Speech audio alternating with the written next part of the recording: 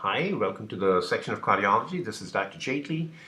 I'm going to be discussing a certain heart condition called sudden cardiac death syndrome. This is a sequel to the previous video presentation I just did. So let's try to identify who are at risk for sudden cardiac death. Well, the first thing that you need to identify is based on a thorough history and a thorough physical examination at the school level. Say the young kid or the young individual is enrolling for a basketball camp or a soccer or football game training course at the onset of the year. The nurse identifies that there is a heart murmur, or the physician identifies at the school level there is a heart murmur and a normal heart sound originating within the heart. That kid should be referred to a pediatrician who will then order an EKG or subsequent testings, depending upon what one finds on the electrocardiogram.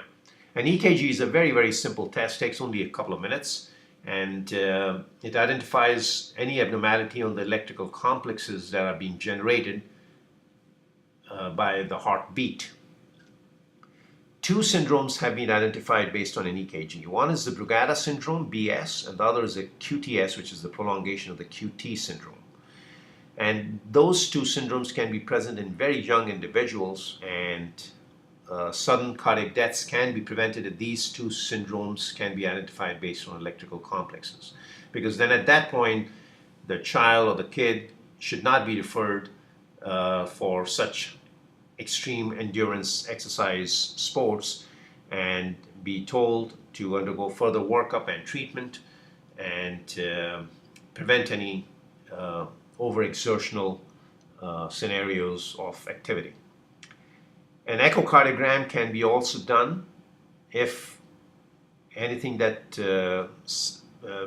makes it suspicious to rule out certain conditions like right ventricular dysplasia, RVD, or the hypertrophic cardiomyopathy, which is HCM.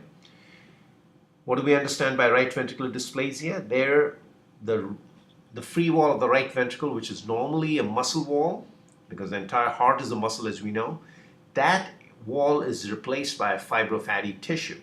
So that is extremely weak, and in a situation where there's a high oxygen consumption or need felt specifically during the peaks of the increased exercise activity like a soccer game or a basketball game, that area can generate arrhythmias or irregular heartbeats, and the person can collapse and die, unfortunately. Similarly, with the hypertrophic cardiomyopathy, which is in the center of the heart, the septal wall that you see separating the right ventricle and the left ventricle, that gets hypertrophied. It's also a genetic disorder.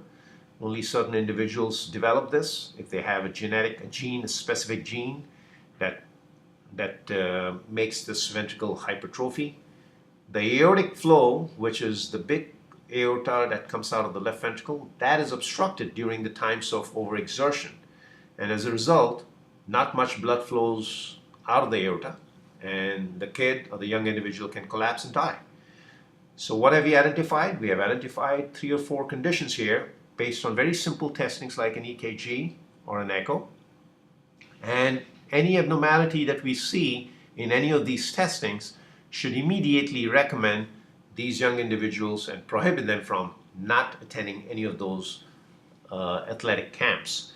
These individuals should not undergo or participate in any competitive sports, and they should be recommended to be referred to a cardiologist, a specific heart specialist, who will then advise them based on what the individual conditions are, the treatment plans, and how to avoid such scenarios of collapse or sudden cardiac death syndromes. So having said that, hope you found all of this interesting, rather scary though, but it's a good idea to really be aware and be cognizant that such conditions do exist at young age, and we need to protect our young individuals, young kids, from this catastrophic disease, which most of them, they are congenital or have issues related to their birth, but the very fact if one can identify, we can prevent all these catastrophic events that unfortunately we do hear either through the media or read in the newspapers or come across through the school reports. So I hope you found this interesting, but at the same time one should be really aware also that these conditions can be prevented, and therefore we should pay a lot of attention to this. I thank you for your attention, and we'll subsequently discuss more in detail on our subsequent video presentations. Goodbye.